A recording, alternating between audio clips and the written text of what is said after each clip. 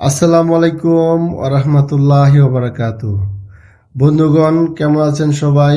আশা করি ভালো আছেন। অনেকদিন পর আবার নতুন করে একটি ভিডিও নিয়ে হাজির হলাম। মনের মধ্যে অনেক কষ্ট, এই জন্য আমি ভিডিও ছাড়ি না। তবে আমি যদি কখনো ভিডিও ছাড়ি, ভালো কোনো তদবির আমি দেব। তা না হলে আমি ভিডিও করার আমার সময়ও নাই, আমার ইচ্ছাও নাই ভিডিও করার। কারণ অনলাইনে এই ইউটিউব জগতে বিভিন্ন বাটপার সিটারতে ভরে গেছে।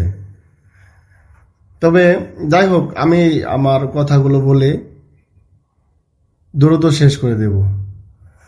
ধরেন, মনে করলেন আপনাকে কেউ বান মারে বারবার, জাদু করে বা জিনে করে, মানুষে করে, জিন ভর করে, এই এই সব বিষয় থেকে কিভাবে আপনি মুক্তি পাবেন?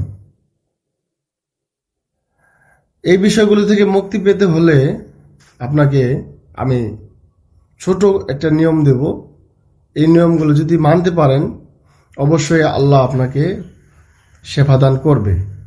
যদি মানতে পারেন আর কি, বিশ্বাস ভক্তি থাকতে হবে অনেক বেশি। তো ধরেন আপনাকে কেউ জাদু করে, হোক সেটা জিনের হোক মানুষের। এখন আপনি এখান থেকে মুক্তি কিভাবে পাবেন? মুক্তি পেতে হলে আপনি প্রথমে কি কাজ করবেন? নদীতে যাবেন। নদীতে গিয়ে আপনি 20 থেকে 30 টাকার বাতাসা কিনবেন। 20-30 টাকার বাতাসা কিনে নদীতে দিবেন। দিয়ে আল্লাহ রাসূলের নাম নিয়ে পানি উঠাবেন। এভাবে 7 ঘাটের পানি নেবেন।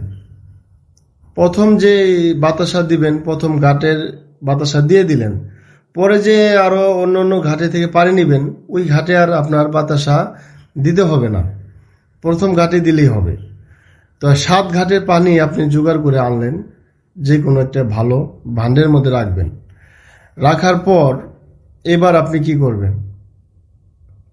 আমরা মুসলমান যারা, তারা সবাই জানি সূরা ফাতিহা। সূরা ফাতিহা 7 বার অথবা 21 বার আপনি পড়ে 3টি ফু দিবেন। মানে প্রতিবার পড়েও যদি আপনি ফু দেন সমস্যা নাই। আর যদি আপনি 21 বার বা 7 বার পড়ে 3টা ফু দেন, তারপরেও চলবে।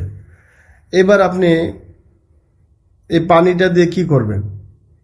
এই পানির সাথে আপনি টিউবওয়েলের পানি, ভালো ভালো মানের টিউবওয়েলের পানি মিক্স করে একটি মাটির কলসে রাখবেন। রাখার পর সেই কলসের মধ্যে 7টা ধান, 7টা দুবলা, 7টা তুলসী পাতা আপনি দিবেন।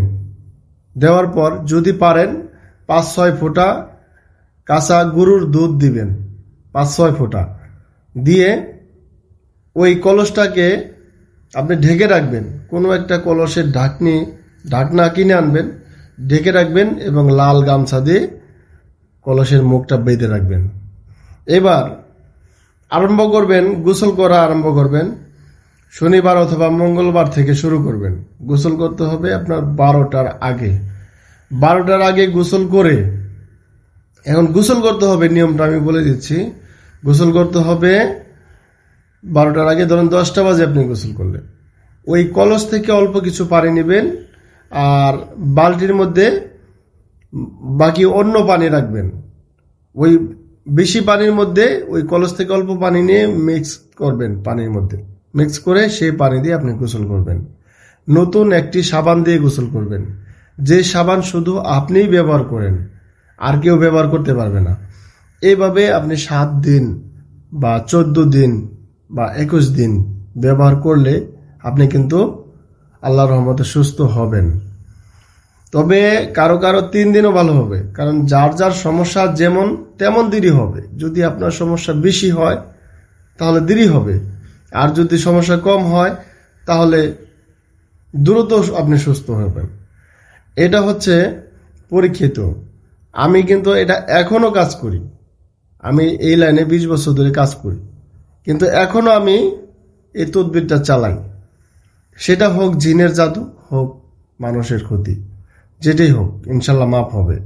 আপনারা যদি বিশ্বাস ভক্তি আল্লাহর ওপর রেখে কাজ করেন, মাফ হবে।